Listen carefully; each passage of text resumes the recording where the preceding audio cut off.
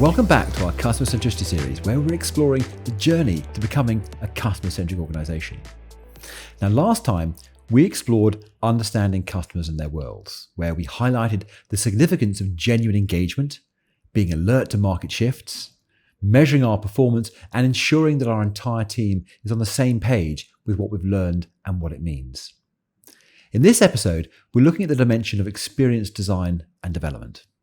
Now, as before, there's a question that we can ask, and it's this. Can we rapidly change our business and experience in response to our customers' needs? Or are we making changes or just putting plasters on and calling them solutions? Organizations that could be more customer-centric are often very reactive to change rather than able to anticipate it. It's like seeing a spill and then mopping it up. But as they evolve and grow, their approach changes. They begin to make the changes based on a much deeper understanding of customers, and the changes they make are informed by their strategy because their strategy has been built around a deep customer understanding in the first place.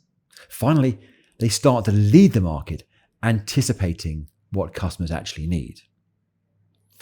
Now, there are three attributes for experience design development, and they're this: customer experience design competencies, innovation competencies, and implementation competencies. Now let's look at each of those in turn, shall we? At its core, customer experience design competencies encapsulate the methods, skills, and guidelines a business uses to craft the entire experience for its customers. We're not just focusing on a single purchase or a one-off interaction. Instead, we're diving into every touch point, every moment a customer engages with the brand. Now, Starbucks do this really well. It's the friendly greeting as you enter, the ambience, and the barista who, after a few visits knows your name, and, they have your go-to drink. It's the feeling of being in a third place, away from home and away from work. This is Starbucks focusing on the entire experience. Businesses with solid customer experience design competencies are dialed into the bigger picture. They're ensuring that every ad, every call with customer service, every product or drink handover in Starbucks' case, and even the post-purchase follow-ups are all designed to resonate with and delight the customer. So when we talk about this competency, we're delving into a company's commitment to make every step of the customer's journey memorable. Innovation competencies, on the other hand, revolve around a company's knack for brainstorming, developing, and launching unique ideas. These should resonate with changing customer desires and carve out new market spaces. Without these competencies, companies often lag, constantly trying to catch up. For the employees, this means sticking to what they know with little room for fresh ideas. This routine approach can leave customers with experiences that feel predictable and, frankly, lack that spark of innovation. Now, Dyson stands out for its robust innovation competencies. At the heart of Dyson's success isn't just making products, it's about spotting and addressing problems many might not even have noticed. They encourage an atmosphere of inquisitiveness, where setbacks aren't setbacks, but valuable lessons. Take James Dyson's journey with the bagless vacuum.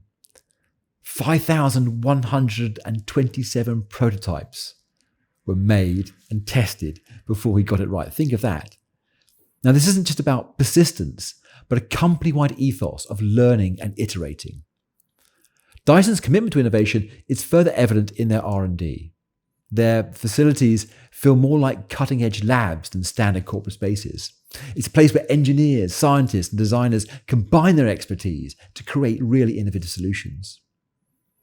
And what's more intriguing is Dyson's habit of bringing in experts from different realms, different fields into their process. And this unique strategy ensures fresh perspectives on age-old challenges are addressed and often lead to incredible breakthroughs.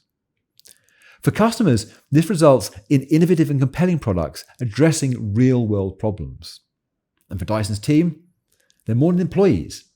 They're visionaries, shaping the future with every idea they bring to life.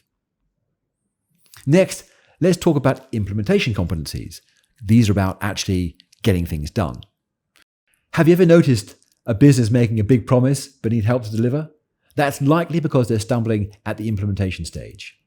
For people working there, it can feel like they're stuck in mud. Great ideas are all around them, but there's no clear way to make them real. And for customers, it feels like waiting for something big that never actually happens. Now, some companies know how to get things done, and a standout example for me is IKEA. You might think of flat pack furniture or meatballs when you hear that name, but there's a lot more going on behind the scenes. There's a real magic in how they turn ideas into products on the shelves. First, they've got a clear plan. When they design something, they're not just thinking about how it looks, they're thinking about how to make lots of them, how to transport them, how to make them easy to put together at home. In the IKEA world, they value simplicity and being smart with money. It's not just about cutting costs, but making things work smoothly and really efficiently. Everyone on the team is trained to tackle challenges head on, whether coming up with a new design, finding materials, or setting up store layouts. So what does this mean for us, the customer? When we walk into an IKEA store, everything feels organized and accessible. And the people working at IKEA know they're part of a team that gets things done without all the unnecessary fuss. Okay, let's wrap up. Today we've discussed experience design development and the 3 core attributes you need to make things happen. Customer experience design competencies, focusing on creating a memorable journey for the customer at every touchpoint. Innovation competencies, that are about generating and launching unique ideas that meet changing customer needs, and implementation competencies, ensuring that great ideas are efficiently turned into actual products and services. Now, in our next episode, we'll explore the dimension of delivery quality and assurance. We'll delve into spotting gaps in our customers' experiences and how to exceed expectations. We'll explore tools to boost our design quality and share top practices for stellar customer experience delivery. Remember to tune in. And if you want to learn more about how to be a customer-centered organization or how customer-centered your organization is, take the self-assessment test with the link in the description. See you soon.